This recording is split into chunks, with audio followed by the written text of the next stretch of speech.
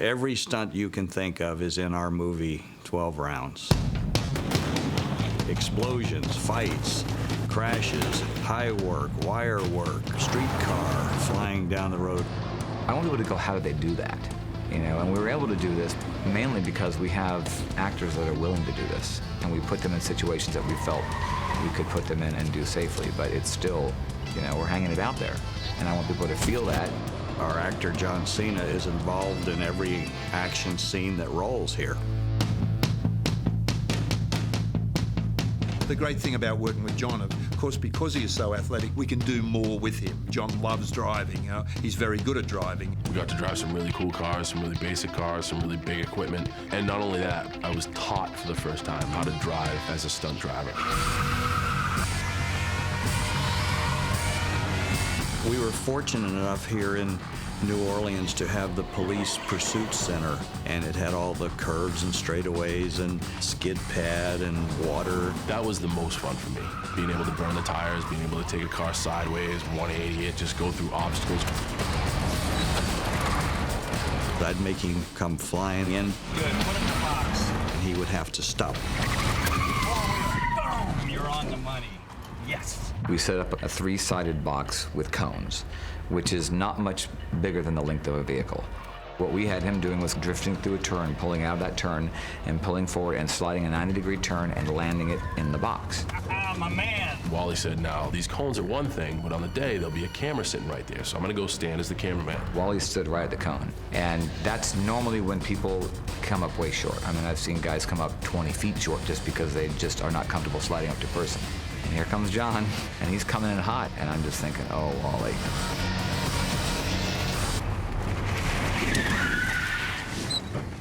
He slid the car 6 inches right up to my belt buckle, and I didn't budge because I trusted him. And you got it on tape to prove it. We went in there and we really kicked it in the teeth. He's a great teacher. In the film business, that's what our job is. John has to slide that car right up to a camera with 200 people watching. Everywhere you watch this movie, John's doing high-performance driving. He is a natural driver. I mean, he owns a lot of muscle cars. He's got quite a collection of old cars, new cars, fast cars. So we knew he would be very willing to do this and probably be the most fun for him as far as the stunts goes. So then we were able to use him in a lot of these shots. Danny, why are we stopping? I mean, we've turned corners going 40, 50 miles an hour where he's got the ass end of the car just... feel completely safe with him. What kind of stunt driver is John? John's good at that. John understands cars, so the more tricks and the more spins and speed that you can do with John in the car, the happier he's gonna be.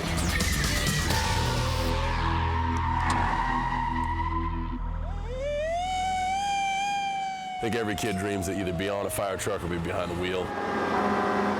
This is like driving a house. I haven't driven anything this big ever in my life. It's crazy because it does act the same as a car, but it's just learning to move around something this big. This is awesome. I did get to go through fire truck training, and I could take the fire truck sideways, do a lot of cool stuff. Willing and able, but I had to take a backseat, and a gracious backseat to Mike Ryan, the best big vehicle driver on the planet. We use this technique called a blind driver. What special effects did was they built a right-hand drive helm in the fire trucks. There were actually 2 steering wheels. John was where the driver would normally be, but his steering wheel was, real. Hidden next to him was a very, very qualified stunt driver. But I got brake and gas pedal and everything over here, and good seat belt, so I'm pretty comfy. He's in a ninja outfit, riding shotgun, basically crouched out of frame the whole time, driving by the seat of his pants.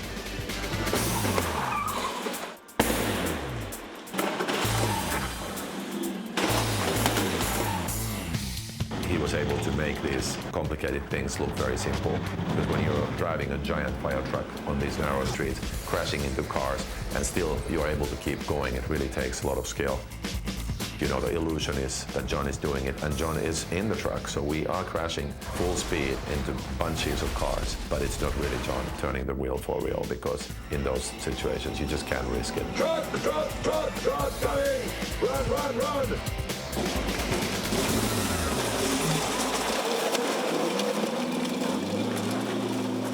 trust me, I was looking forward to wrecking the fire truck, but after seeing what Mike did and after seeing what I would have had to do, that's all him. It was great. Good ride. The level of the stunts that we're doing on this movie is pretty spectacular. The risk level is high. We've been fighting on the side of a helicopter at night, hovering over downtown New Orleans, 2 guys on a skid, duking it out and slipping and falling. And the stuntmen are damn good. They deserve every dime that they get, because these are the guys who, when the production deems, you know what? The actors aren't going to do this because there is a chance of death. Then they bring on the stunt crew, and the stunt guys, wide-eyed and fearless, welcome it with open arms. Listen, my job is to cheat death. How can I do it? Most of our stunts are happening in real locations. I mean, we have very few stage set pieces. It's all being done out on the streets. I guess for all John's physicality, the one thing that he's not good at is heights. During our training, one of the great things with Steve Ritchie, our stunt coordinator, was that he slowly got John working with us. You can sense my fear of heights early as we rappelled off of a 6-story tower. I wanted to get him on the side of a building so he could feel what it's like to be up high, to run down a line down the side of a building. Involved me going over a ledge and then rappelling down. It just doesn't mesh well with me. Even though I know he didn't enjoy it that much, he just said, just tell me what to do and I'll do it. I remember it going from great to worse. Guns at the beginning of the day, and that's very fun. And then at the end of the day, I was virtually feeling as if I was falling to my death. You know, most people would feel a sense of accomplishment after they do something like that. He goes, it still sucked. And I said, good, then we're gonna do it again. And we went up and he did it 2 more times. I mean, that's really impressive. A lot of people would just say, no, I'm not doing it. There's no way. Think of your scariest thing. My thing is heights and ledges, specifically. And I had to do a stunt where I'm picked in by a harness. It's kind of like a bulletproof vest that's made out of all heavy nylon. They have 1 pick point, which means a little carabiner, tied to a rope that is not supposed to be visible on camera, so it's extremely thin. The rope is stress rated for 7,000 pounds, and I'm massive, but I'm not quite that big. So I'm gonna be okay. But it just doesn't feel right. Like, it just doesn't make sense. So I'm 10 stories above the Earth's surface, looking down, basically crapping my pants. I have to hop over the ledge and then fall 6 of the stories. And they stop it 4 stories short. And I'm supposed to look around, looking down to try to find an escape. Yeah, that's fun. And supposed to swing back and forth. They have to hoist me all the way up. 10 floors up, stop. Let's stop there for a second. Check the camera, check the lenses. That's fantastic. Shall we shoot it? I'm just so scared. Like, I don't know how to put it into words. We shot for 1 day, and I saw how extremely uncomfortable he was.